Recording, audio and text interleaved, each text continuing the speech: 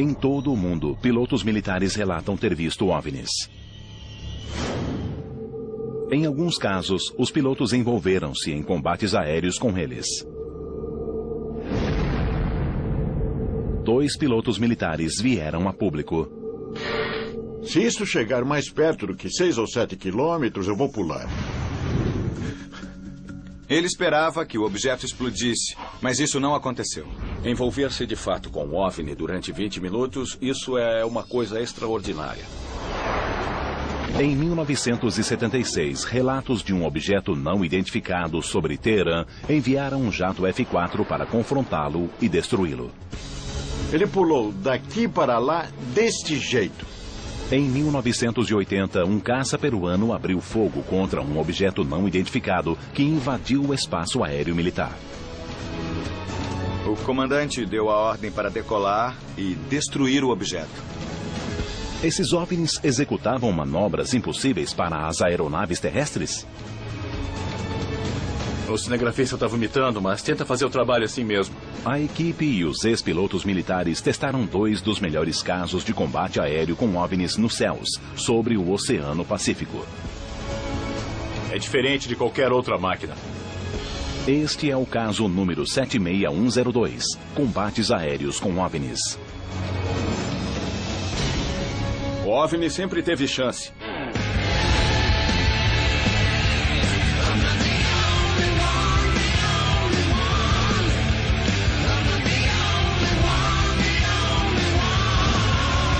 Caçadores de OVNIs, combates aéreos.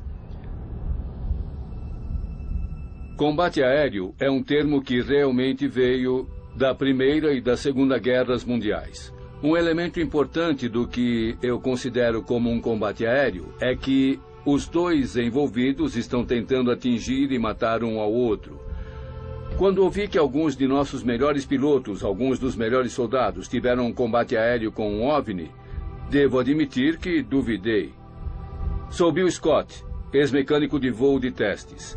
Testei aviões de 1974 a 1987.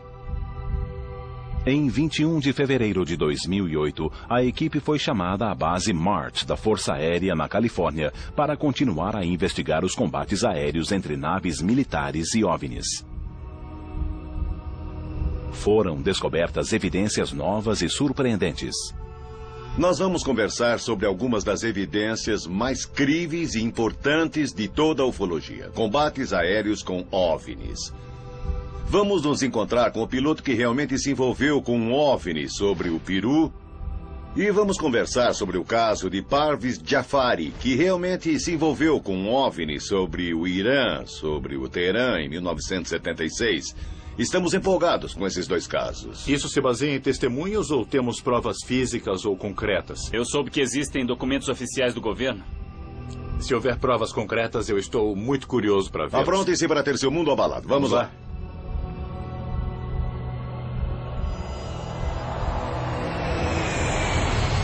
Uma das histórias mais incríveis que vão ouvir é o caso de Parviz Jafari, da Força Aérea Iraniana. Aproximadamente às 23 horas de 18 de setembro de 1976, os cidadãos de Teherã foram assustados por um grande globo iluminado que circulava sobre eles. Era diferente dos helicópteros, jatos militares e aviões civis que voavam nos céus iranianos. Na época, bem antes da Revolução Islâmica e da subida do Ayatollah Khomeini ao poder, o Irã era um importante aliado americano.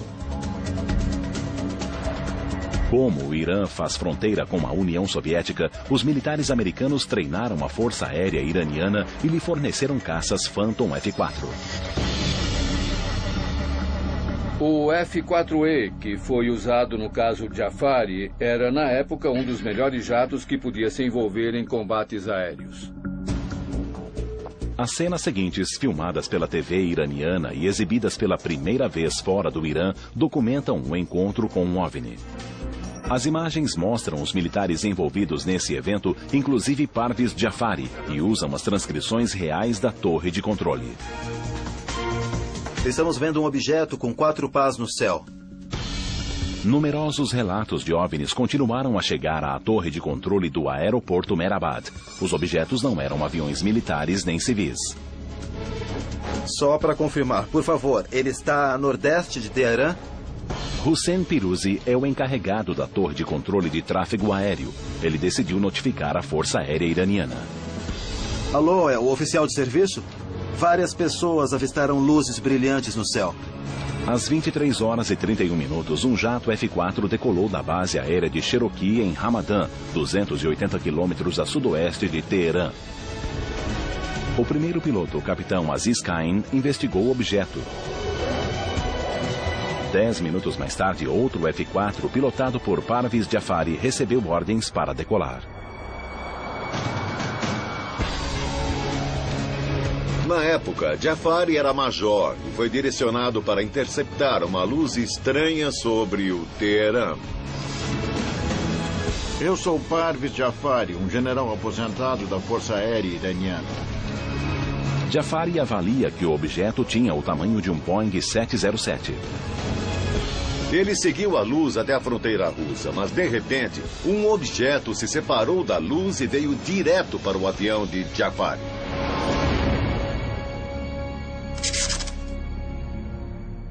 Eu me voltei para ele e o coloquei em 12 horas. Cheguei perto dele e nem dá para imaginar. De repente, ele pulou daqui para lá deste jeito. Com base em sua localização, Jafari estima que o objeto percorreu 45 quilômetros para a direita num piscar de olhos. Esse movimento estava além da capacidade de qualquer aeronave conhecida. Eu perguntei à torre se era algum avião comercial e eles responderam que não, eles não tinham nenhum voo. A gente também viu isso. Enquanto se aproximava do objeto, Jafari viu algo incrível. Alguma coisa que parecia uma lua saiu do objeto. Um segundo objeto saiu do primeiro objeto? Um outro objeto, abaixo do horizonte, começou a voar na minha direção. O segundo objeto redondo surgiu abaixo das luzes triangulares e foi na direção do F-4 de Jafari. Embora Jafari voasse em velocidade supersônica, esse objeto ultrapassou seu jato e o circulou como se ele estivesse parado. Bom, imagine só, eu estava voando à velocidade do som e alguma coisa estava me circundando. Depois de circular o avião de Jafari, o segundo objeto voltou à grande nave em forma de diamante que planava a cerca de 40 quilômetros de distância. Por um momento, Jafari pensou estar fora de perigo. Mas, para sua surpresa, pela segunda vez, um objeto saiu e veio em sua direção. Jafari achou que estava sendo atacado e voltou-se para o painel de instrumentos para armar e atirar um míssil rastreador de calor. Mas ficou chocado com o que aconteceu. As luzes verde e vermelha deviam estar acesas para eu poder atirar. Mas quando olhei para o lado esquerdo do painel de instrumentos, o painel esquerdo estava apagado, sem nenhuma luz. Jafari acredita que durante o combate o OVNI enviou um imenso pulso de energia eletromagnética para o avião, desligando todos os instrumentos eletrônicos a bordo, inclusive o equipamento de navegação e os sistemas de armas.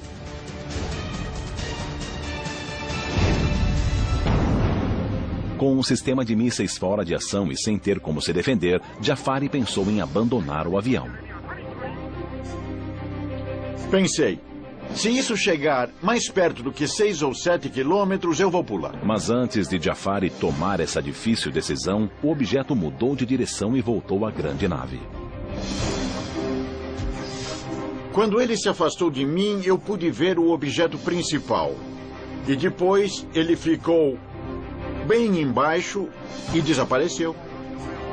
Depois de passar por um encontro próximo com vários OVNIs nos céus escuros ao norte de Teherã, o Major Jafari percebeu que não era seguro continuar a seguir o objeto misterioso em forma de diamante.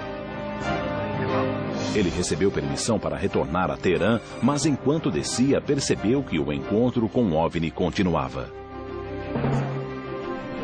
Quando eu estava descendo, mais uma vez um outro objeto começou a me perseguir. Enquanto Jafari descia para a aproximação no aeroporto Mehrabad, percebeu que outro objeto o perseguia.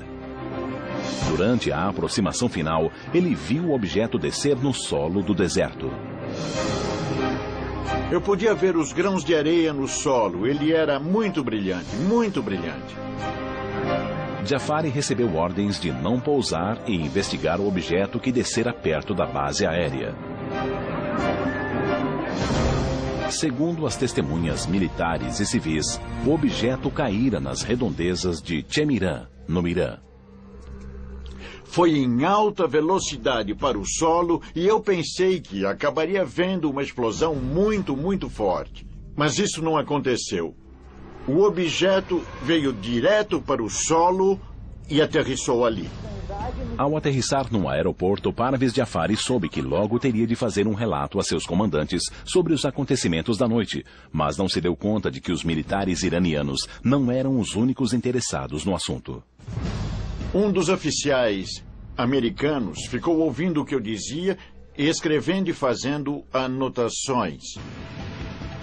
Quanto a CIA estava envolvida no caso e em seu ocultamento. Quando Jafari finalmente aterrissou, havia agentes americanos da CIA e um coronel da Força Aérea esperando para ouvir o relato. Pela primeira vez na televisão, o relatório militar oficial que foi liberado. Por que esse documento foi enviado à Casa Branca? E o que foi achado no dia seguinte, no local da queda?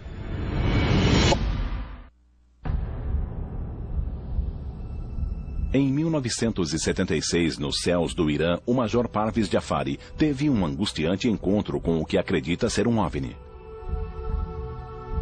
Ao aterrissar, foi questionado por altos oficiais militares iranianos. Um agente americano da CIA também estava presente. O agente fez um relatório com o título Irã relata avistamento de OVNI, que foi enviado para a CIA, a Força Aérea, o secretário de Estado, o secretário da Defesa e a Casa Branca. Esse relatório não é mais secreto. Segundo o relatório, um OVNI foi visto às 23 horas do dia 18 de setembro de 1976. Além do avistamento de Jafari, a torre de controle recebeu 4 telefonemas de moradores da região de Chemiran que diziam ter visto estranhos objetos nos céus.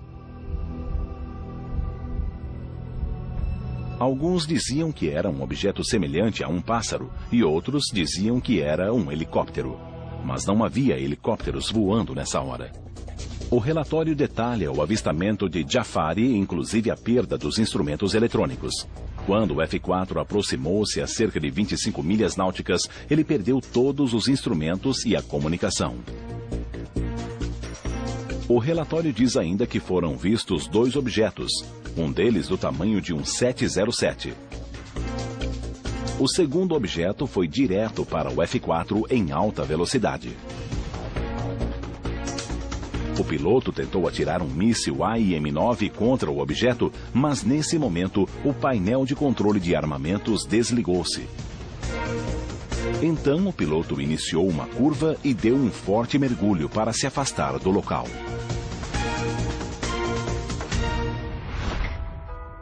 Em um final muito curioso para esse evento, o relatório do Departamento de Defesa diz que no dia seguinte, a tripulação foi levada de helicóptero para a área onde os moradores viram o objeto cair.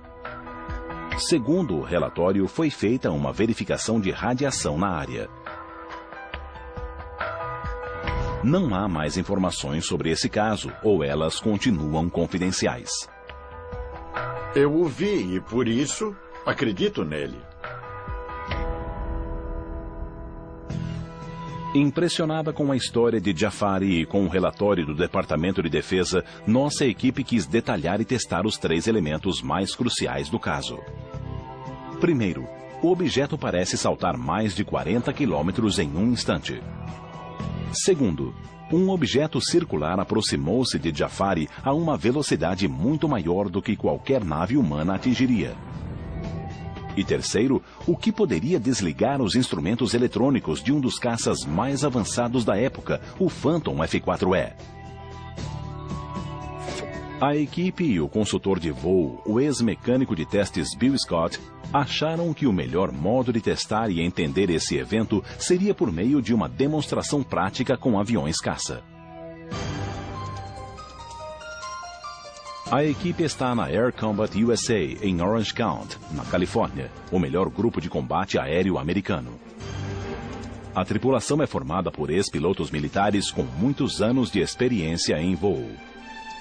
Meu nome é Ben Clerks, ex-militar da Força Aérea. Sou Michael von Wettinghoff, chamado de Barão, e fui capitão da Força Aérea Alemã. Vocês vão voar no CI Marchetti SF-260. É um avião leve de ataque italiano que pode soltar bombas, atirar foguetes e metralhar. A aeronave tem nível mais 6 menos 3Gs, atinge cerca de 430 km por hora e voa como um caça leve de ataque. Isto é para valer. Os pilotos e Bill Scott calcularam que para recriar esse evento com esse avião, seria melhor usar uma escala de 25%, ou seja, voarão a 1/4 da velocidade e cobrirão 1/4 da distância. Optamos por usar aviões atuais para tentar duplicar alguns desses encontros, porque eu creio que isso realmente deixa mais claro para as pessoas o tipo de dinâmica envolvido em alguns desses encontros. Estamos usando aeronaves de um tipo diferente. Há muitas coisas que não podemos fazer com estas máquinas, mas será muito esclarecedor. Hoje queremos recriar os eventos, queremos sair com 2 aeroplanos e um de nós irá simular o objeto voador não identificado. Não cheguem a menos de 150 metros. Essa é a nossa distância de segurança. Em caso de emergência, usaremos paraquedas. Diremos saltar, saltar, saltar. Esse é o nosso comando e iremos tirar a capota. Ok, vamos voar. Tudo bem, vamos lá. Isso funciona.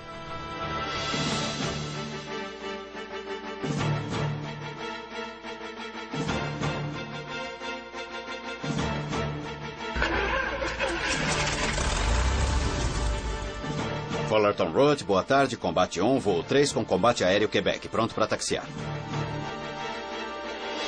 Os pilotos estimam que levarão 13 minutos para chegar à zona designada para o combate aéreo, sobre o Oceano Pacífico, entre Long Beach e a Ilha Catalina.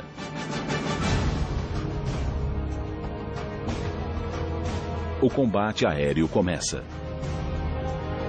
A equipe está demonstrando o primeiro elemento crucial o fato de o OVNI percorrer quilômetros em um instante. Ted e o Barão representam o OVNI e fazem uma curva exagerada em alta velocidade. Ele pulou daqui para lá deste jeito. Bill Scott e Joker tentam segui-los, começando suavemente. Entendido. Agora temos que simular uma curva à direita tentando rastrear o alvo. E isso simula o alvo saltando 10 graus num tempo muito curto. O Barão é o líder. Legal, Bill. Parece que temos o alvo a 9h30 ou a 10 horas. Bom, de repente ele saltou para 10h30 em uma fração de segundo. Sim, um salto de 10 graus de uma vez. Tudo bem, agora ele está ali, a 11 horas. Sim. Estamos em uma curva à direita tentando rastreá-lo, mas quando nos aproximamos ele salta 10 graus, a mais de 40 quilômetros. Isso significa um salto de 5 quilômetros por segundo. Sim, é bem intenso. É só aceleração instantânea. É uma fração de segundo e ele já saltou 10 graus. Agora está a 11 horas. Mesmo nessa escala reduzida, os movimentos que o avião de Ted e do Barão executa torna impossível que Joker e Bill o sigam. Imagine a situação quando as duas aeronaves movem-se a mais de 1.500 km por hora. É diferente de qualquer outra máquina. A segunda simulação da equipe irá demonstrar a incrível velocidade em que o segundo objeto se movia quando veio ao encontro do F-4 de Jafari. Embora o jato Marquette que está sendo usado não tenha a capacidade do Phantom F4, eles poderão demonstrar a sensação de velocidade e de aproximação que Jafari teve quando o segundo OVNI se aproximou e circulou seu jato supersônico. Vamos checar 90 à direita e o Barão vai começar outra passagem. Ok, o Barão está indo. Recebido. Não temos margem de erro. Isto é o que se vê quando dois objetos, ambos a 250 km por hora, passam em direções opostas a 15 metros um do outro. É só um relance. Agora imagine isso de noite. Além disso, Jafari e o OVNI estavam a uma velocidade combinada de mais de 3.000 km por hora. A equipe repete a manobra, mas agora mais depressa e mais perto.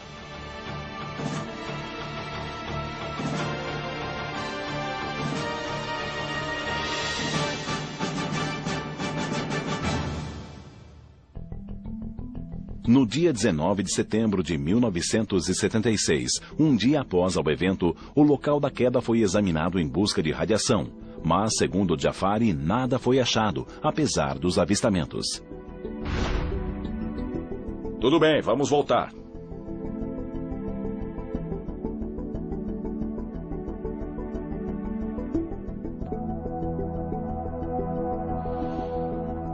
Então, como foi a experiência? Quer dizer, vocês estavam indo um para o outro a 250 km por hora? Isso, nós estávamos a 130 nós e eles também estavam Certo. se aproximando. Acontece num piscar de olhos. Nota-se um ponto escuro, bem distante. E alguns segundos depois, eles passam ao lado a 480 km por hora. É uma coisa muito rápida. Ele estava voando para lá e, de repente, teve de tomar uma posição defensiva porque o objeto fez um movimento hostil em sua direção e seu painel apagou. Bom, para começar, se o painel todo se apagar, você está numa encrenca. Não há como saber o que isso significa. Esses sistemas são complicados e são os mais estáveis e resistentes que nós temos, pois é um equipamento que é usado em guerras. Tem que ser incrivelmente resistente, tem que aguentar, pois pode ser atravessado por balas. Agora, todo o painel se apagar é surpreendente, porque não foi só o sistema pneumático, nem só o sistema elétrico, foram todos os sistemas e por isso não consigo imaginar uma explicação coerente para isso. Eu não sei o que poderia ter acontecido.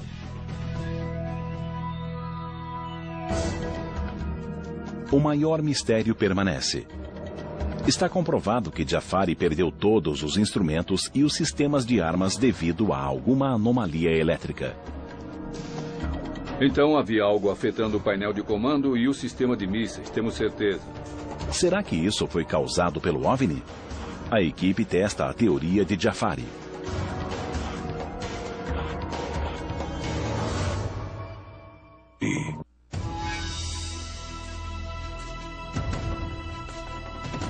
No caso iraniano, quando o F-4 decolou, o piloto com certeza estava muito confiante. Ele tinha um dos melhores caças do mundo, foi investigar. E quando algo veio rapidamente em sua direção, ele imediatamente viu como uma ameaça. Então, ele estava armado com um míssil M9, uma ótima arma, mas quando tentou usá-la, todo o painel sumiu. A equipe vai para o laboratório do produtor de efeitos especiais de John Tyndall para participar de uma demonstração.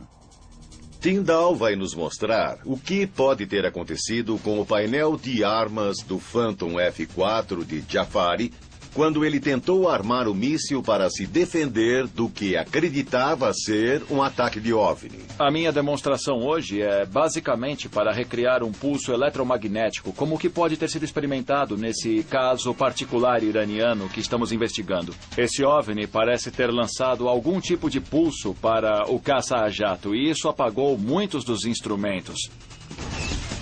Então, basicamente, temos um gerador eletromagnético com o qual vamos investigar o que aconteceu no caso iraniano. Os instrumentos todos se apagaram, as armas travaram e, de algum modo, essa coisa foi capaz de controlar o avião e impedi-lo de atirar.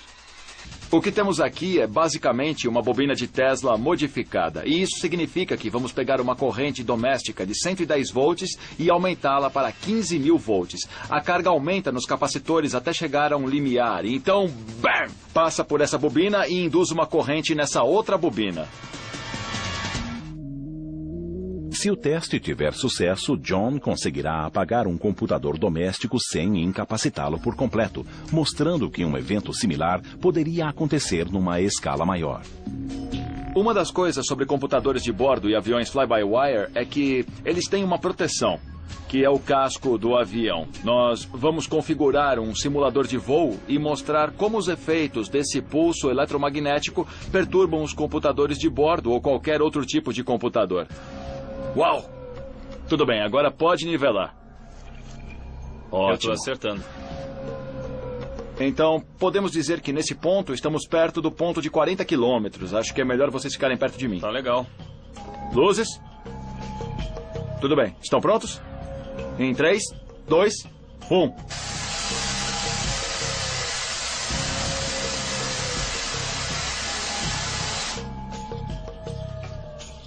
$15.000 volts de baixa amperagem desligaram o computador. Mas será que ele ligará de novo depois disso? Certo, desligou. Jeff, veja se consegue reiniciar o computador. Vamos tentar. Ei! Uau! Tá iniciando alguma operação no computador. É, ele voltou. A CPU não morreu. Como os instrumentos de Jafari, o computador voltou ao normal no fim do pulso. John, você demonstrou que é possível tornar um painel daquele computador inoperante do mesmo modo em que um raio eletrônico ou outro raio que o OVNI atirou deixou os controles de Jafari inoperantes naquela noite de 1976. Se a gente estiver falando de uma civilização extraterrestre que nos visite, eles podem ter tecnologia muito superior ao que temos hoje no laboratório.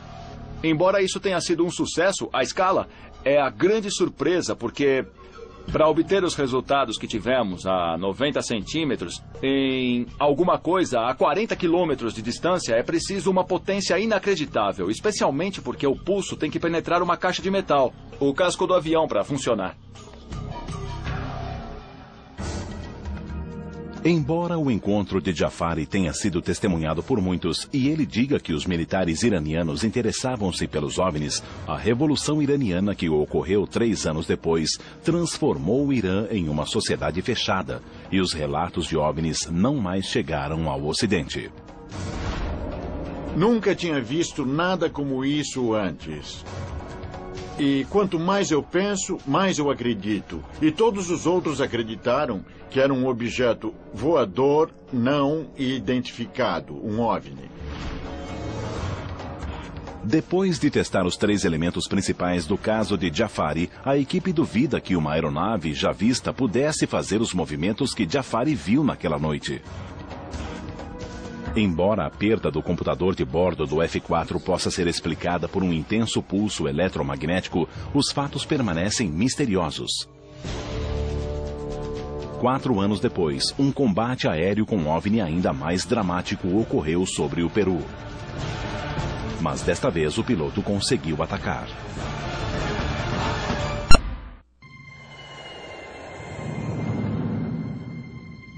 Em 18 de fevereiro de 2008, Oscar Santamaria chegou ao Aeroporto Internacional de Los Angeles, vindo de Lima, no Peru.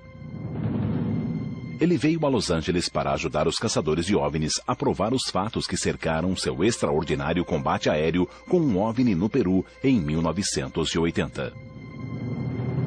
Soy Oscar Santamaria Huertas, oficial piloto. Ele é Oscar Santamaria Huerta, um piloto da Força Aérea Peruana, atualmente aposentado.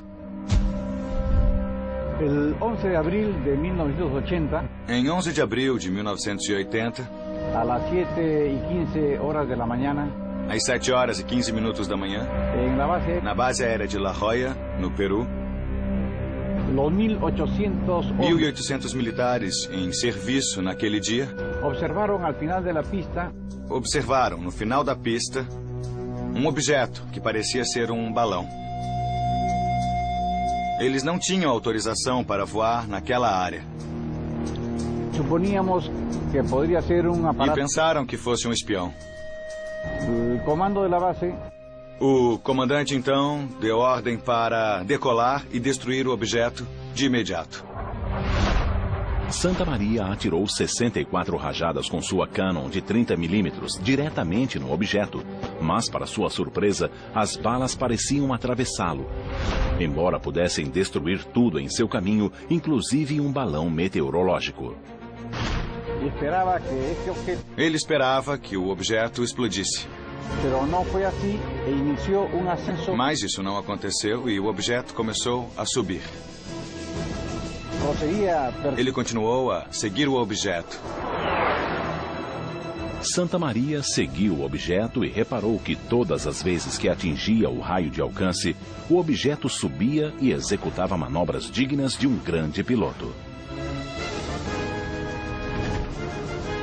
No entanto, a parte mais crucial de sua história ainda será mencionada e envolve os militares americanos. Recentemente eu conheci Oscar Santa Maria e ouvi a história dele.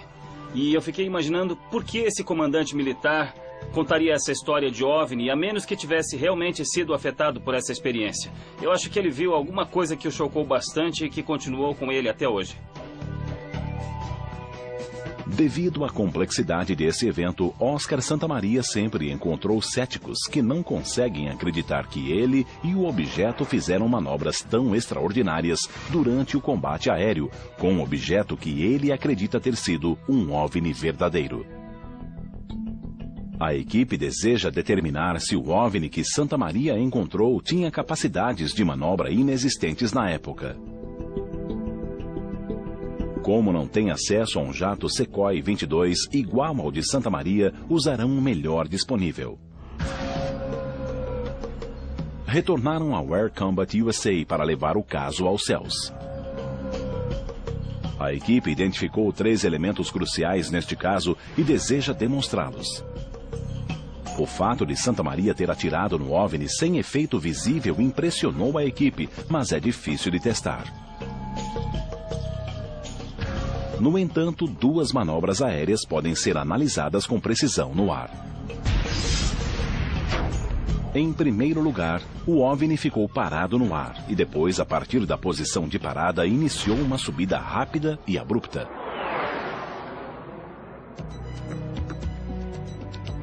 Para dar à equipe uma representação dos eventos daquela noite, o produtor de efeitos John Tyndall criou um equipamento rastreador com 2 lasers, um vermelho e outro verde, ambos controlados por joysticks. O laser verde representa a rota de voo do OVNI. O laser vermelho representa a rota de voo do jato. Juntos, eles criam uma representação do evento em escala. Oi, John. Como vai? Comandante, aqui. Bom, o que eu tenho aqui é uma visão de cima, usando esses indicadores de laser como, basicamente, um modelo em escala do movimento desse OVNI e da aeronave, respectivamente. Eu posso dimensionar o movimento para igualar a velocidade da escala do mapa. Onde estava o seu avião? O laser vermelho está indicando o seu avião. E está se movendo a cerca de 1.600 km por hora. Santa Maria, usando o laser vermelho, mostrou sua posição no momento do primeiro ataque. Ele se aproximou na posição de fogo de 900 metros. Disparei 64 uses de... Ele atirou 64 rajadas. Ele sabia que atingira o objeto, mas nada aconteceu. Ele não explodiu. O objeto começou a se afastar rapidamente. Em ascenso. Isso, e enquanto se afastava, ele subia. O objeto parou repentinamente. Ele quase bateu no objeto e por isso foi para a direita, para assumir uma posição de fogo. Enquanto se aproximava do raio de alcance de 900 metros, ele ativou o pós-queimador. Pós-queimador? Isso mesmo. De repente, o objeto subiu novamente. O mais surpreendente dessa história é que quando ele usou o pós-queimador, o OVNI fez um movimento evasivo para cima e Santa Maria deu um empuxo e também subiu. Estavam a uma velocidade de mais de 1.600 km por hora. Mas o OVNI parou de repente e quando Santa Maria passou, o OVNI seguiu-o, acelerando subitamente e fazendo uma manobra impossível. Ele ia a uma velocidade supersônica e ultrapassou o objeto, que então começou a subir a seu lado. Os dois estavam subindo praticamente na vertical e depois? A 19 mil metros ele não podia mais subir e estava quase perdendo o controle. A 19 mil metros, um pouco mais de 62 mil pés, Santa Maria começou a perder o controle do avião. O Su-22 tem um teto de 18 mil metros e não podia mais operar nessa altitude. Sem capacidade para atacar mais uma vez, ele começou a voar de volta para a base. Depois de conversar com o piloto sobre o plano de voo e as manobras, Barão, Joker, Ted e Bill Scott preparam-se para decolar e demonstrar os detalhes desse estranho encontro.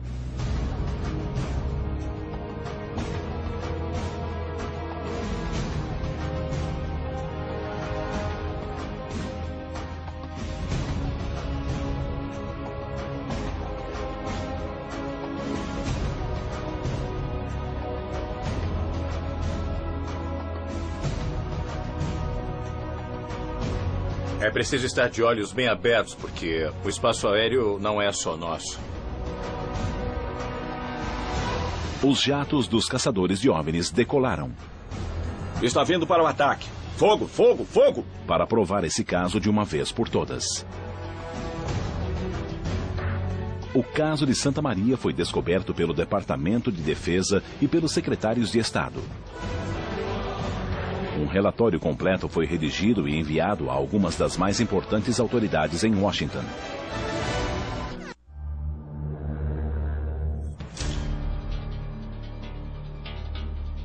Os pilotos decolaram em 2 caças para recriar e comprovar o combate aéreo de Oscar Santa Maria com um OVNI nos céus do Peru em 1980.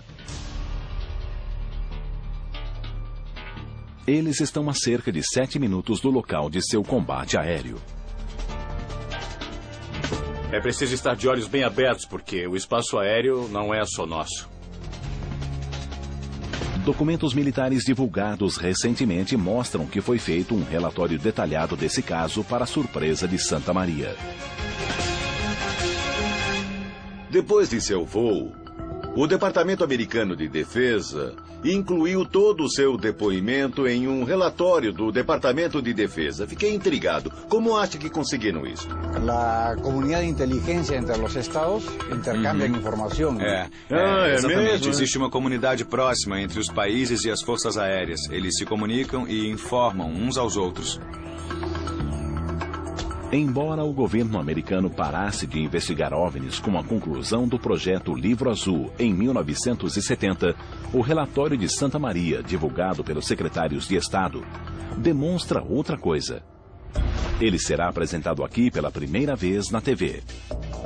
O documento foi enviado ao secretário de Defesa, ao secretário de Estado, ao Departamento de Segurança Nacional e à CIA. Seu título é OVNI Avistado no Peru. O documento afirma: a fonte é o militar da Força Aérea Peruana que observou o evento. A fonte disse: um OVNI foi avistado perto de uma base da Força Aérea no sul do Peru e a FAP tentou interceptá-lo e destruí-lo sem sucesso. Esse evento chegou aos níveis mais altos do Departamento de Defesa dos Estados Unidos. E lembrem-se, o Peru não era um aliado americano na época. Era um aliado soviético na Guerra Fria. Então, chegou aos níveis mais altos do Departamento de Defesa. Como? Oscar Santa Maria recebeu uma cópia do documento em 2001, quando a Força Aérea Peruana realizou a primeira investigação oficial de OVNIs. Depois de estudar dezenas de casos, a Força Aérea Peruana considerou que esse é o caso de OVNI mais convincente da história do país. Não sabe qual foi a resposta oficial do governo americano a esse documento. Estamos na área, estamos prontos. E, Joker, você é o líder. Os caças chegaram ao local. O combate aéreo vai começar. O ex-mecânico de testes Bill Scott está no avião de Santa Maria. E o caçador de OVNIs Ted Eckworth está no avião OVNI para tentar manobrar como se fosse um OVNI. Como Santa Maria, eles assumiram uma posição de fogo. Santa Maria disse ter atirado no OVNI sem resultados. Depois, Santa Maria disse que o OVNI fez uma parada súbita, o que nenhum avião pode fazer porque as incríveis forças G matariam o piloto. Fogo, fogo, fogo! Estamos indo. Pronto, pronto. Este é o ponto. Enquanto o avião OVNI atinge o ponto, o avião de Santa Maria passa por ele e tem de desviar para evitar uma colisão. Mesmo nesse avião preparado, as forças G da desaceleração tiveram um duro efeito sobre o cinegrafista no caça. O cinegrafista está vomitando, mas tenta fazer o trabalho assim mesmo. A equipe repete a manobra 3 vezes.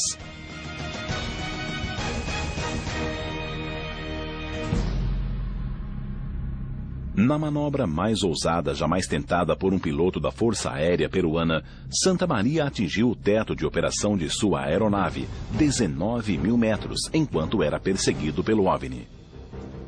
Sua vida corria perigo. Barão, por que não começa com 360 à esquerda a 45 graus de inclinação? Esta é a simulação em que o OVNI sobe na vertical.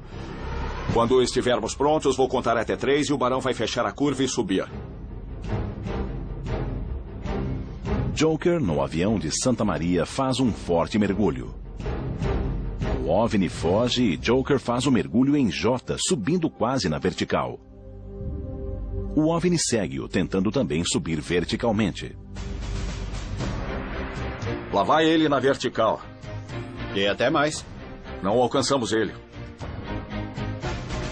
Eles acabaram de demonstrar que uma aeronave humana não pode acelerar repentinamente de 0 para 1.600 km por hora nessa altitude.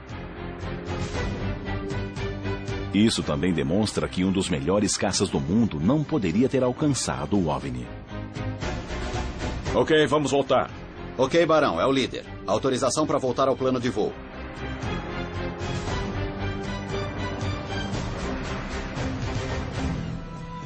Ficamos assim, a nave, o OVNI aqui, e depois fizemos várias passagens por ele. E o OVNI teve chance? O OVNI sempre teve chance, mas ele nos venceu nas manobras. E se o OVNI conseguiu subir naquela velocidade, não importa qual nosso avião. Parece que o OVNI só estava brincando. Ao estar na aeronave e basicamente tentar copiar ou imitar as manobras, você logo percebe que não há como algum veículo humano ter conseguido fazer as manobras que eu vi o OVNI fazendo. Ou o coronel está mentindo, ou foi algum tipo de objeto que era totalmente não humano e que superava todas as características de desempenho de voo de qualquer nave que nós temos. A equipe se reúne na sala de mapas para discutir os resultados dos voos de teste. Os aviões em que voamos não conseguem subir verticalmente. Não é um nível de desempenho. E não há um veículo que vague estático àquela velocidade. Bom, quantos aviões existem que conseguem subir na vertical e são supersônicos? Muitos deles podem chegar a uma razão melhor que 1 para 1, mas não se começa da posição parado. É preciso dar um impulso como ele fez. É a velocidade e a capacidade de manobra que surpreendem. O OVNI para, sobe na vertical e chega a uma velocidade supersônica instantânea. Plana e atinge 19 mil metros. Não podemos fazer nada, não podemos fazer nada igual a isso. Realmente se envolver com um OVNI por um período de 20 minutos, isso é uma coisa extraordinária. Sabe, pode-se ver algo durante um momento e não se conseguir identificar o que é. Mas poder se envolver com ele por 20 ou 22 minutos, essa é uma situação totalmente demais. 2 casos, 2 pilotos confiáveis, 2 documentos militares oficiais divulgados que mostram que esses casos chegaram aos mais altos níveis do governo. O que dizer dos casos de combate aéreo com OVNIs que ainda não foram divulgados? 2 pilotos, em 2 regiões distantes do mundo, envolveram-se com objetos de incrível capacidade de manobra, mas não se sabe o que eram. O trabalho da equipe continua. O Barão vai começar outra passagem. Ok, o Barão está indo. Recebido. Não temos margem de erro.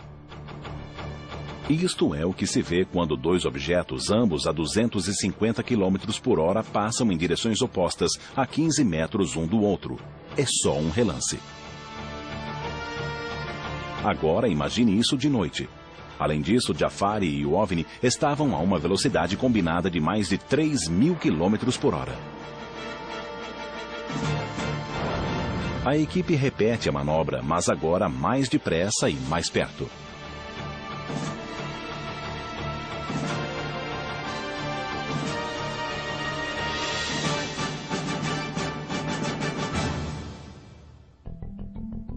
No dia 19 de setembro de 1976, um dia após o evento, o local da queda foi examinado em busca de radiação. Mas, segundo Jafari, nada foi achado, apesar dos avistamentos. Tudo bem, vamos voltar.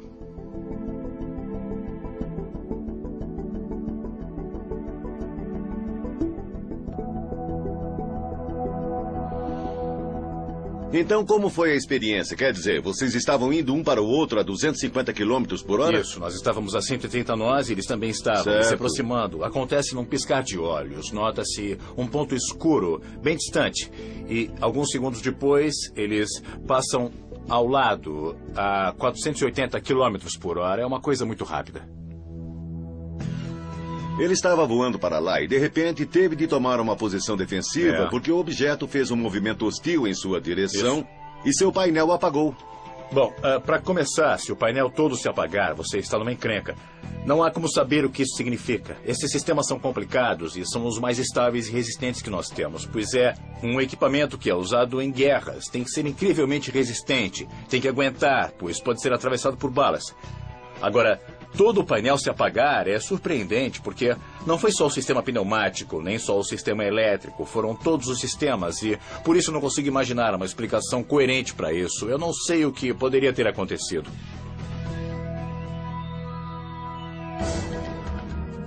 O maior mistério permanece. Está comprovado que Jafari perdeu todos os instrumentos e os sistemas de armas devido a alguma anomalia elétrica. Então havia algo afetando o painel de comando e o sistema de mísseis, temos certeza. Será que isso foi causado pelo OVNI?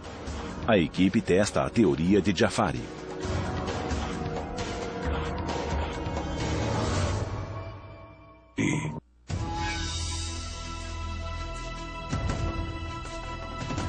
No caso iraniano, quando o F-4 decolou, o piloto com certeza estava muito confiante. Ele tinha um dos melhores caças do mundo, foi investigar. E quando algo veio rapidamente em sua direção, ele imediatamente viu como uma ameaça. Então, ele estava armado com um míssil M9, uma ótima arma, mas quando tentou usá-la, todo o painel sumiu. A equipe vai para o laboratório do produtor de efeitos especiais de John Tyndall para participar de uma demonstração. Tyndall vai nos mostrar o que pode ter acontecido com o painel de armas do Phantom F-4 de Jafari quando ele tentou armar o míssil para se defender do que acreditava ser um ataque de OVNI. A minha demonstração hoje é basicamente para recriar um pulso eletromagnético, como o que pode ter sido experimentado nesse caso particular iraniano que estamos investigando. Esse OVNI parece ter lançado algum tipo de pulso para o caça a jato, e isso apagou muitos dos instrumentos. Então, basicamente, temos um gerador eletromagnético com o qual vamos investigar o que aconteceu no caso iraniano. Os instrumentos todos se apagaram, as armas travaram e, de algum modo, essa coisa foi capaz de controlar o avião e impedi-lo de atirar. O que temos aqui é basicamente uma bobina de Tesla modificada. E isso significa que vamos pegar uma corrente doméstica de 110 volts e aumentá-la para 15.000 volts. A carga aumenta nos capacitores até chegar a um limiar. E então, BAM! Passa por essa bobina e induz uma corrente nessa outra bobina. Se o teste tiver sucesso, John conseguirá apagar um computador doméstico sem incapacitá-lo por completo, mostrando que um evento similar poderia acontecer numa escala maior. Uma das coisas sobre computadores de bordo e aviões fly-by-wire é que eles têm uma proteção. que é o casco do avião. Nós vamos configurar um simulador de voo e mostrar como os efeitos desse pulso eletromagnético perturbam os computadores de bordo ou qualquer outro tipo de computador. Uau! Tudo bem, agora pode nivelar. Ótimo. Eu estou acertando. Então, podemos dizer que nesse ponto estamos perto do ponto de 40 quilômetros. Acho que é melhor vocês ficarem perto de mim. Tá legal. Luzes? Tudo bem. Estão prontos? Em 3, 2, 1.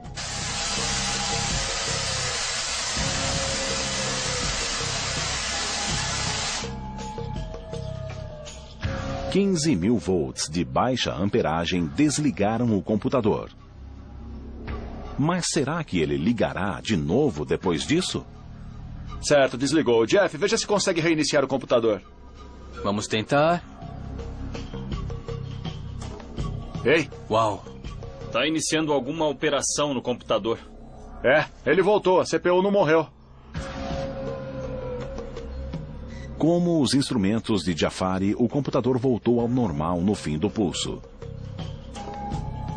John, você demonstrou que é possível tornar um painel daquele computador inoperante do mesmo modo em que um raio eletrônico ou outro raio que o OVNI atirou deixou os controles de Jafari inoperantes naquela noite de 1976. Se a gente estiver falando de uma civilização extraterrestre que nos visite, eles podem ter tecnologia muito superior ao que temos hoje no laboratório.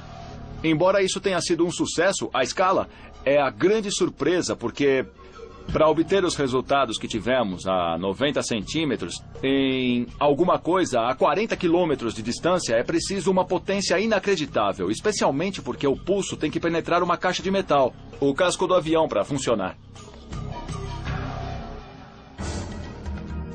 Embora o encontro de Jafari tenha sido testemunhado por muitos e ele diga que os militares iranianos interessavam-se pelos OVNIs, a Revolução Iraniana que ocorreu 3 anos depois transformou o Irã em uma sociedade fechada e os relatos de OVNIs não mais chegaram ao Ocidente.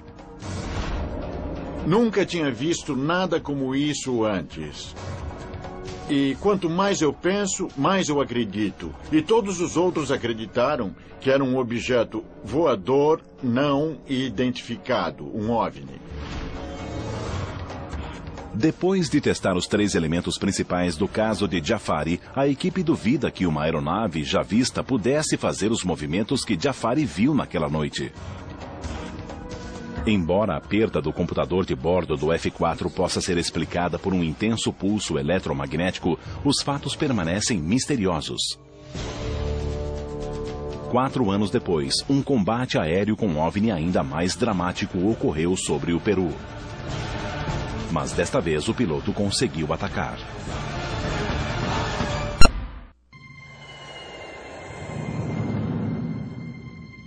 Em 18 de fevereiro de 2008, Oscar Santamaria chegou ao Aeroporto Internacional de Los Angeles, vindo de Lima, no Peru. Ele veio a Los Angeles para ajudar os caçadores de OVNIs a provar os fatos que cercaram seu extraordinário combate aéreo com um OVNI no Peru em 1980. Soy Oscar Santamaria Huertas, oficial piloto. Ele é Oscar Santamaria Huerta, um piloto da Força Aérea Peruana, atualmente aposentado. El 11 de abril de 1980, Em 11 de abril de 1980, a las 7:15 horas de la mañana, às 7 horas e 15 minutos da manhã, na base aérea de La Joya, no Peru, los 1.800 1.800 militares em serviço naquele dia observaron al final de la pista observaram no final da pista um objeto que parecia ser um balão. Eles não tinham autorização para voar naquela área. Suponíamos que podría ser un E aparato. pensaram que fosse um espião. El comando de la base O comandante, então, deu ordem para decolar e destruir o objeto de imediato. Santamaria atirou 64 rajadas com sua Canon de 30 mm diretamente no objeto, mas, para sua surpresa, as balas pareciam atravessá-lo. Embora pudessem destruir tudo em seu caminho, inclusive um balão meteorológico. esperaba que este objeto Ele esperava que o objeto explodisse. Mas isso não aconteceu e o objeto começou a subir. Ele continuou a seguir o objeto. Santa Maria seguiu o objeto e reparou que todas as vezes que atingia o raio de alcance, o objeto subia e executava manobras dignas de um grande piloto. No entanto, a parte mais crucial de sua história ainda será mencionada e envolve os militares americanos. Recentemente eu conheci Oscar Santa Maria e ouvi a história dele. E eu fiquei imaginando por que esse comandante militar contaria essa história de OVNI, a menos que tivesse realmente sido afetado por essa experiência. Eu acho que ele viu alguma coisa que o chocou bastante e que continuou com ele até hoje. Devido à complexidade desse evento, Oscar Santa Maria sempre encontrou céticos que não conseguem acreditar que ele e o objeto fizeram manobras tão extraordinárias durante o combate aéreo, com um objeto que ele acredita ter sido um OVNI verdadeiro. A equipe deseja determinar se o OVNI que Santa Maria encontrou tinha capacidades de manobra inexistentes na época. Como não tem acesso a um jato Sequoia 22 igual ao de Santa Maria, usarão o melhor disponível. Retornaram ao Air Combat USA para levar o caso aos céus. A equipe identificou 3 elementos cruciais neste caso e deseja demonstrá-los. O fato de Santa Maria ter atirado no OVNI sem efeito visível impressionou a equipe, mas é difícil de testar. No entanto, 2 manobras aéreas podem ser analisadas com precisão no ar. Em primeiro lugar, o OVNI ficou parado no ar e depois, a partir da posição de parada, iniciou uma subida rápida e abrupta.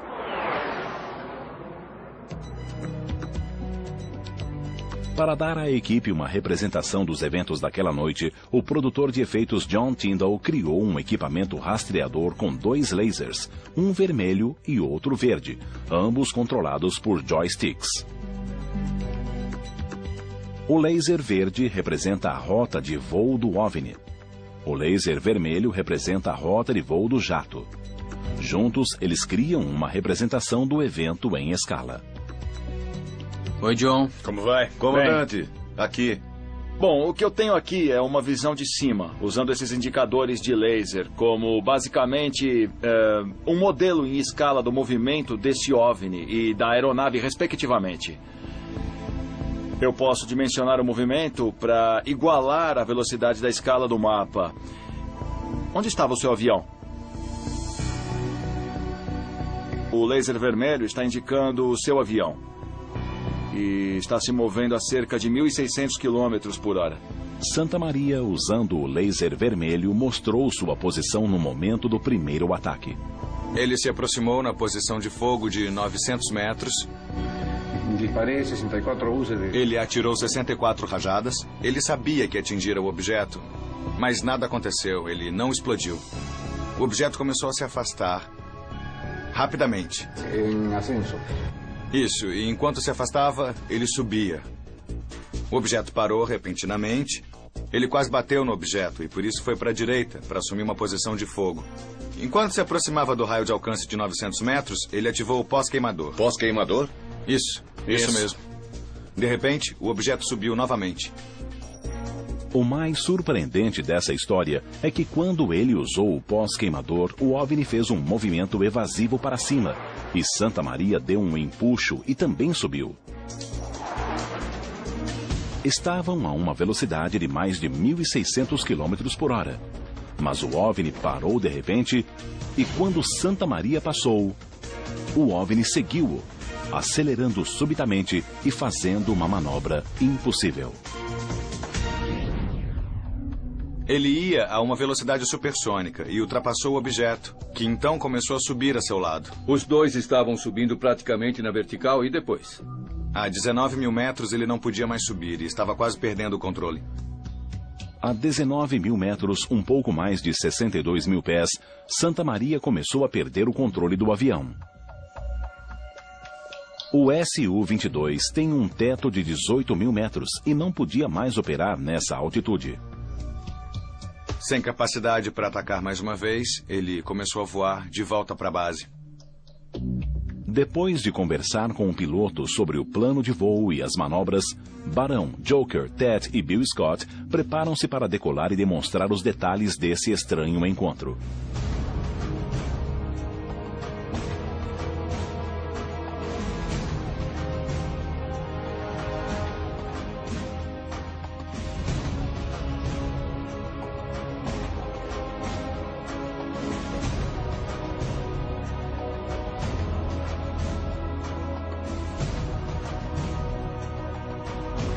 É preciso estar de olhos bem abertos, porque o espaço aéreo não é só nosso.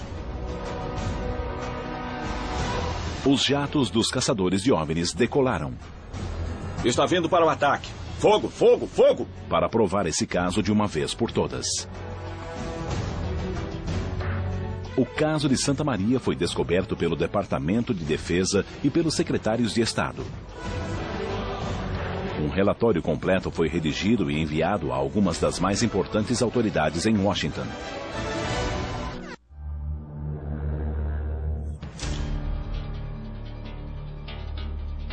Os pilotos decolaram em 2 caças para recriar e comprovar o combate aéreo de Oscar Santa Maria com um OVNI nos céus do Peru em 1980. Eles estão a cerca de 7 minutos do local de seu combate aéreo. É preciso estar de olhos bem abertos, porque o espaço aéreo não é só nosso. Documentos militares divulgados recentemente mostram que foi feito um relatório detalhado desse caso para a surpresa de Santa Maria. Depois de seu voo, o Departamento Americano de Defesa incluiu todo o seu depoimento em um relatório do Departamento de Defesa. Fiquei intrigado. Como acha que conseguiram isso? A comunidade de inteligência entre os estados intercambia informação. Exatamente. mesmo, Existe uma comunidade próxima entre os países e as forças aéreas. Eles se comunicam e informam uns aos outros. Embora o governo americano parasse de investigar OVNIs com a conclusão do projeto Livro Azul em 1970, o relatório de Santa Maria, divulgado pelos secretários de Estado, demonstra outra coisa. Ele será apresentado aqui pela primeira vez na TV. O documento foi enviado ao secretário de Defesa, ao secretário de Estado, ao Departamento de Segurança Nacional e à CIA. Seu título é OVNI Avistado no Peru. O documento afirma: a fonte é o militar da Força Aérea Peruana que observou o evento. A fonte disse: um OVNI foi avistado perto de uma base da Força Aérea no sul do Peru e a FAP tentou interceptá-lo e destruí-lo sem sucesso. Esse evento chegou aos níveis mais altos do Departamento de Defesa dos Estados Unidos. E lembrem-se, o Peru não era um aliado americano na época. Era um aliado soviético na Guerra Fria. Então, chegou aos níveis mais altos do Departamento de Defesa. Como? Oscar Santa Maria recebeu uma cópia do documento em 2001, quando a Força Aérea Peruana realizou a primeira investigação oficial de OVNIs.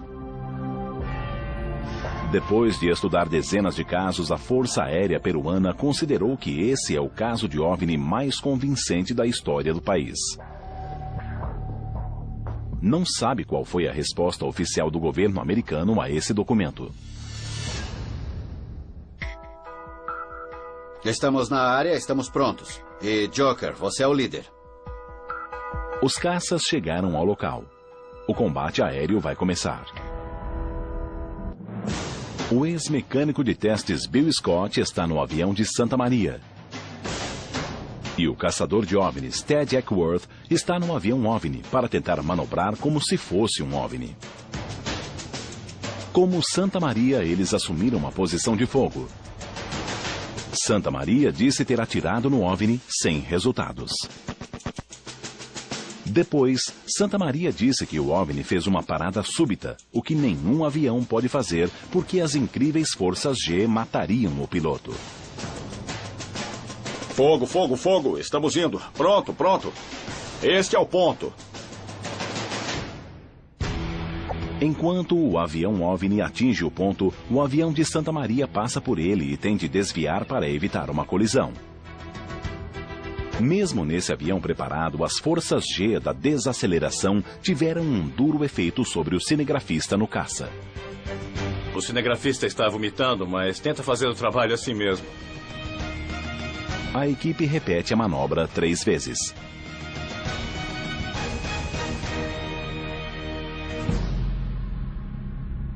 Na manobra mais ousada jamais tentada por um piloto da Força Aérea Peruana, Santa Maria atingiu o teto de operação de sua aeronave, 19.000 metros, enquanto era perseguido pelo OVNI.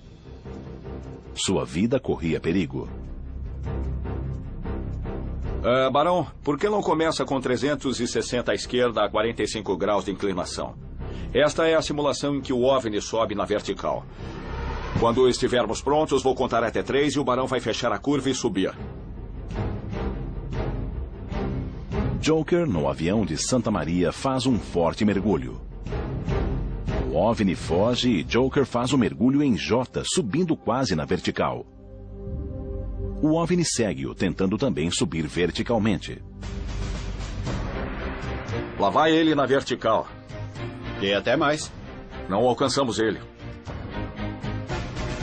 Eles acabaram de demonstrar que uma aeronave humana não pode acelerar repentinamente de 0 para 1.600 km por hora nessa altitude. Isso também demonstra que um dos melhores caças do mundo não poderia ter alcançado o OVNI. Ok, vamos voltar. Ok, Barão, é o líder. Autorização para voltar ao plano de voo.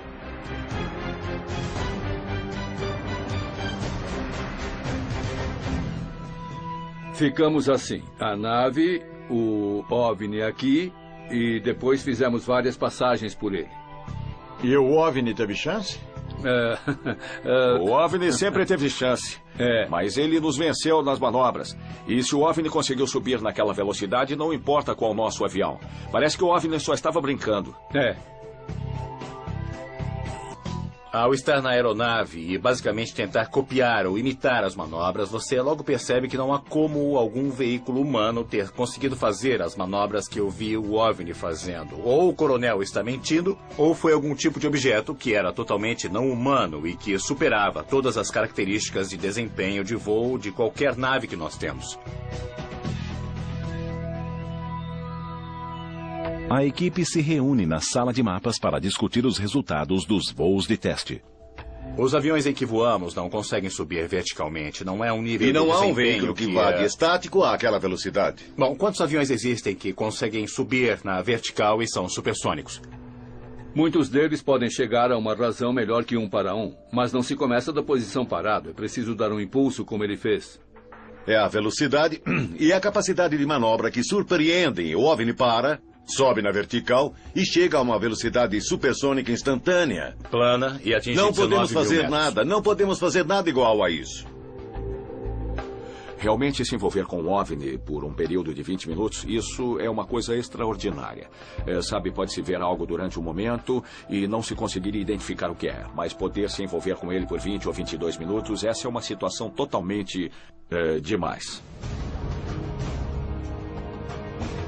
2 casos, 2 pilotos confiáveis, 2 documentos militares oficiais divulgados que mostram que esses casos chegaram aos mais altos níveis do governo. O que dizer dos casos de combate aéreo com OVNIs que ainda não foram divulgados? 2 pilotos, em 2 regiões distantes do mundo, envolveram-se com objetos de incrível capacidade de manobra, mas não se sabe o que eram. O trabalho da equipe continua.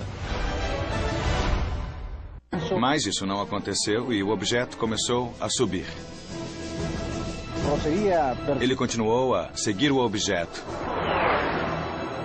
Santa Maria seguiu o objeto e reparou que todas as vezes que atingia o raio de alcance, o objeto subia e executava manobras dignas de um grande piloto.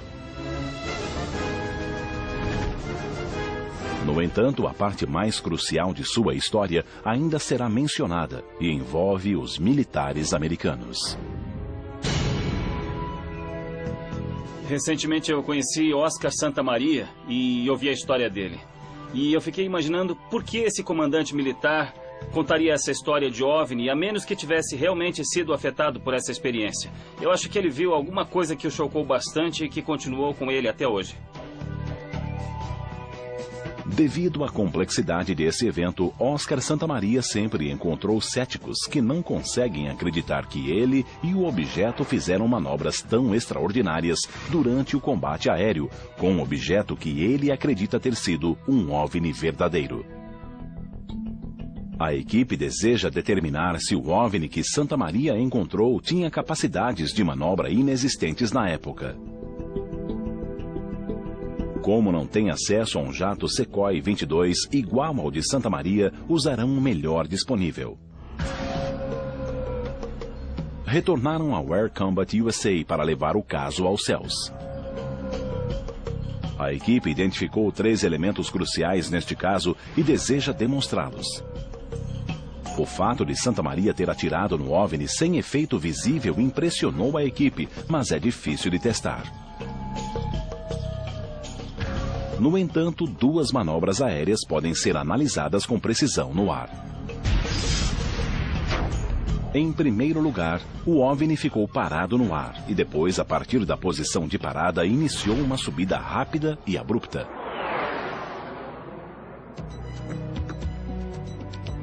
Para dar à equipe uma representação dos eventos daquela noite, o produtor de efeitos John Tyndall criou um equipamento rastreador com 2 lasers, um vermelho e outro verde, ambos controlados por joysticks. O laser verde representa a rota de voo do OVNI. O laser vermelho representa a rota de voo do jato. Juntos, eles criam uma representação do evento em escala. Oi, John. Como vai? Comandante, aqui. Bom, o que eu tenho aqui é uma visão de cima, usando esses indicadores de laser como, basicamente, um modelo em escala do movimento desse OVNI e da aeronave, respectivamente. Eu posso dimensionar o movimento para igualar a velocidade da escala do mapa. Onde estava o seu avião? O laser vermelho está indicando o seu avião. E está se movendo a cerca de 1.600 km por hora. Santamaria, usando o laser vermelho, mostrou sua posição no momento do primeiro ataque. Ele se aproximou na posição de fogo de 900 metros. Disparei 64 uses de... Ele atirou 64 rajadas. Ele sabia que atingira o objeto, mas nada aconteceu. Ele não explodiu. O objeto começou a se afastar rapidamente. Em ascenso. Isso, e enquanto se afastava, ele subia. O objeto parou repentinamente. Ele quase bateu no objeto e por isso foi para a direita, para assumir uma posição de fogo. Enquanto se aproximava do raio de alcance de 900 metros, ele ativou o pós-queimador. Pós-queimador? Isso mesmo. De repente, o objeto subiu novamente. O mais surpreendente dessa história é que quando ele usou o pós-queimador, o OVNI fez um movimento evasivo para cima e Santamaria deu um empuxo e também subiu. Estavam a uma velocidade de mais de 1.600 km por hora. Mas o OVNI parou de repente e quando Santamaria passou, o OVNI seguiu-o, acelerando subitamente e fazendo uma manobra impossível. Ele ia a uma velocidade supersônica e ultrapassou o objeto, que então começou a subir a seu lado. Os 2 estavam subindo praticamente na vertical e depois? A 19.000 metros ele não podia mais subir e estava quase perdendo o controle. A 19.000 metros, um pouco mais de 62.000 pés, Santamaria começou a perder o controle do avião. O Su-22 tem um teto de 18.000 metros e não podia mais operar nessa altitude. Sem capacidade para atacar mais uma vez, ele começou a voar de volta para a base. Depois de conversar com o piloto sobre o plano de voo e as manobras, Barão, Joker, Ted e Bill Scott preparam-se para decolar e demonstrar os detalhes desse estranho encontro.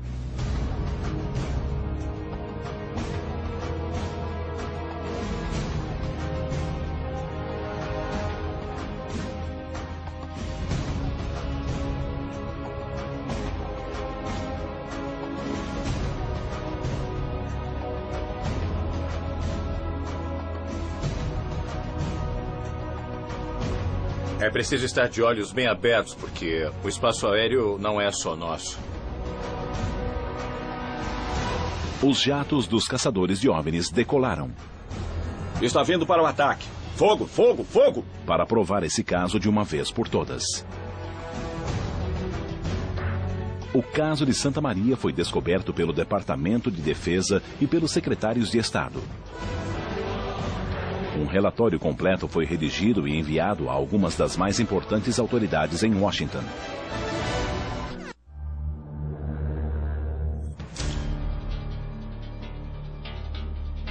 Os pilotos decolaram em 2 caças para recriar e comprovar o combate aéreo de Oscar Santa Maria com um OVNI nos céus do Peru em 1980. Eles estão a cerca de 7 minutos do local de seu combate aéreo. É preciso estar de olhos bem abertos, porque o espaço aéreo não é só nosso. Documentos militares divulgados recentemente mostram que foi feito um relatório detalhado desse caso para a surpresa de Santa Maria.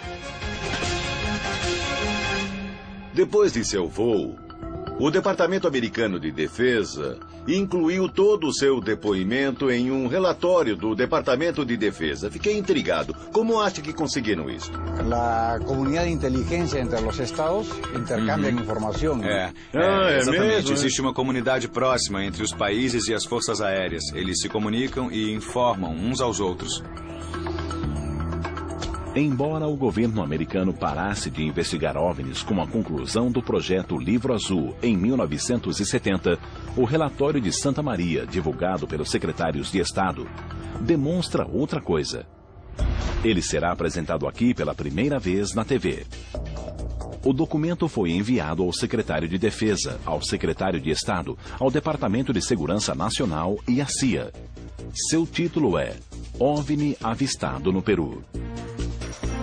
O documento afirma: a fonte é o militar da Força Aérea Peruana que observou o evento. A fonte disse: um OVNI foi avistado perto de uma base da Força Aérea no sul do Peru e a FAP tentou interceptá-lo e destruí-lo sem sucesso. Esse evento chegou aos níveis mais altos do Departamento de Defesa dos Estados Unidos. E lembrem-se, o Peru não era um aliado americano na época. Era um aliado soviético na Guerra Fria. Então, chegou aos níveis mais altos do Departamento de Defesa. Como? Oscar Santa Maria recebeu uma cópia do documento em 2001, quando a Força Aérea Peruana realizou a primeira investigação oficial de OVNIs. Depois de estudar dezenas de casos, a Força Aérea Peruana considerou que esse é o caso de OVNI mais convincente da história do país. Não sabe qual foi a resposta oficial do governo americano a esse documento. Estamos na área, estamos prontos. E Joker, você é o líder. Os caças chegaram ao local. O combate aéreo vai começar. O ex-mecânico de testes Bill Scott está no avião de Santa Maria. E o caçador de OVNIs Ted Eckworth está no avião OVNI para tentar manobrar como se fosse um OVNI. Como Santa Maria, eles assumiram uma posição de fogo. Santa Maria disse ter atirado no OVNI sem resultados. Depois, Santa Maria disse que o OVNI fez uma parada súbita, o que nenhum avião pode fazer porque as incríveis forças G matariam o piloto. Fogo, fogo, fogo! Estamos indo. Pronto, pronto. Este é o ponto. Enquanto o avião OVNI atinge o ponto, o avião de Santa Maria passa por ele e tem de desviar para evitar uma colisão. Mesmo nesse avião preparado, as forças G da desaceleração tiveram um duro efeito sobre o cinegrafista no caça. O cinegrafista está vomitando, mas tenta fazer o trabalho assim mesmo. A equipe repete a manobra 3 vezes.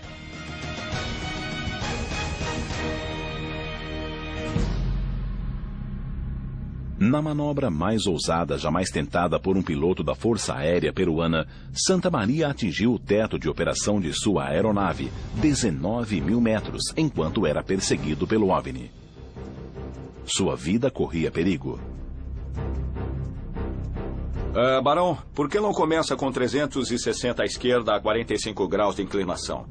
Esta é a simulação em que o OVNI sobe na vertical. Quando estivermos prontos, vou contar até 3 e o Barão vai fechar a curva e subir. Joker, no avião de Santa Maria, faz um forte mergulho. O OVNI foge e Joker faz o mergulho em J, subindo quase na vertical. O OVNI segue-o, tentando também subir verticalmente. Lá vai ele na vertical. E até mais. Não alcançamos ele. Eles acabaram de demonstrar que uma aeronave humana não pode acelerar repentinamente de 0 para 1.600 km por hora nessa altitude. Isso também demonstra que um dos melhores caças do mundo não poderia ter alcançado o OVNI. Ok, vamos voltar. Ok, Barão, é o líder. Autorização para voltar ao plano de voo.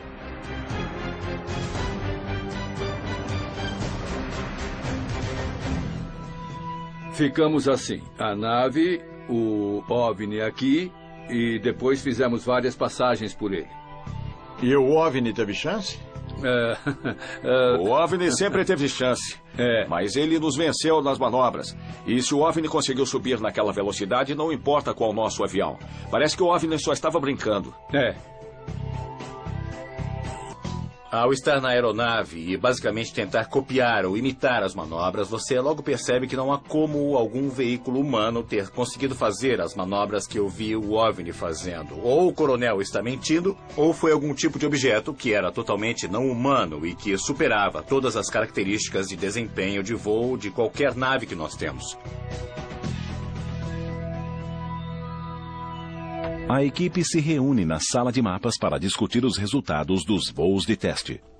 Os aviões em que voamos não conseguem subir verticalmente. Não é um nível de desempenho. E não há um veículo que vá de estático àquela velocidade. Bom, quantos aviões existem que conseguem subir na vertical e são supersônicos?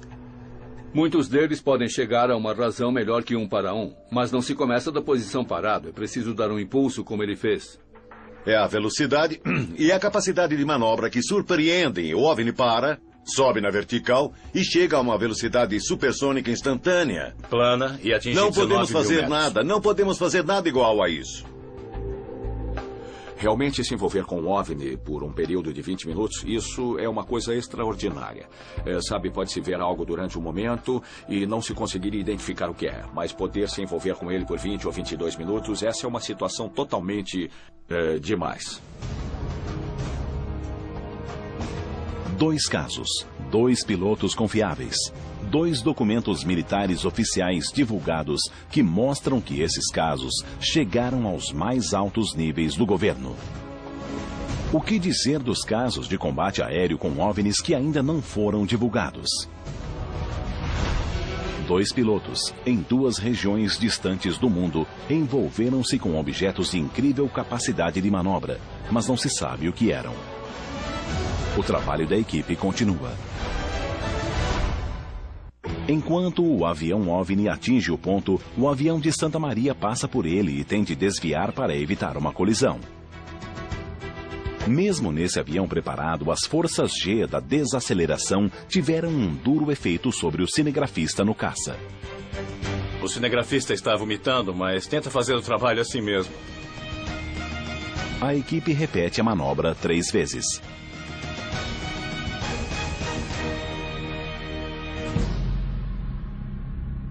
Na manobra mais ousada jamais tentada por um piloto da Força Aérea Peruana, Santa Maria atingiu o teto de operação de sua aeronave, 19.000 metros, enquanto era perseguido pelo OVNI. Sua vida corria perigo. Barão, por que não começa com 360 à esquerda a 45 graus de inclinação? Esta é a simulação em que o OVNI sobe na vertical. Quando estivermos prontos, vou contar até 3 e o Barão vai fechar a curva e subir. Joker, no avião de Santa Maria, faz um forte mergulho. OVNI foge e Joker faz o mergulho em J, subindo quase na vertical. O OVNI segue-o, tentando também subir verticalmente. Lá vai ele na vertical. E até mais. Não alcançamos ele. Eles acabaram de demonstrar que uma aeronave humana não pode acelerar repentinamente de 0 para 1.600 km por hora nessa altitude. Isso também demonstra que um dos melhores caças do mundo não poderia ter alcançado o OVNI. Ok, vamos voltar. Ok, Barão, é o líder. Autorização para voltar ao plano de voo.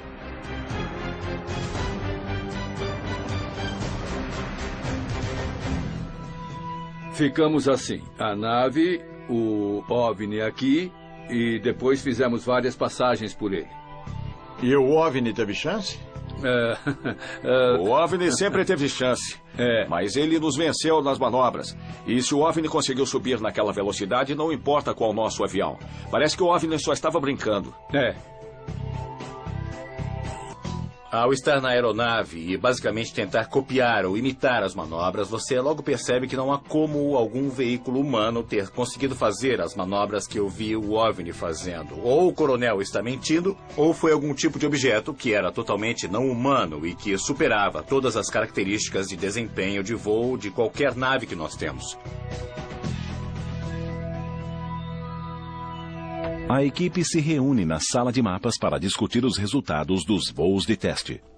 Os aviões em que voamos não conseguem subir verticalmente. Não é um nível de desempenho. E não há um veículo que vá de estático àquela velocidade. Bom, quantos aviões existem que conseguem subir na vertical e são supersônicos? Muitos deles podem chegar a uma razão melhor que 1 para 1, mas não se começa da posição parado. É preciso dar um impulso como ele fez. É a velocidade e a capacidade de manobra que surpreendem. O OVNI para, sobe na vertical e chega a uma velocidade supersônica instantânea. Plana e atinge 19 Não podemos fazer mil metros. nada, não podemos fazer nada igual a isso. Realmente se envolver com um OVNI por um período de 20 minutos, isso é uma coisa extraordinária.